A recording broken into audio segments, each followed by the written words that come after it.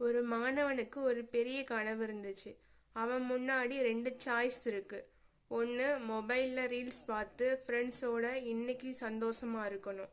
இன்னொன்று, book, silence, practice, இன்னைக்கு வழியை ஏற்றுக்கணும்.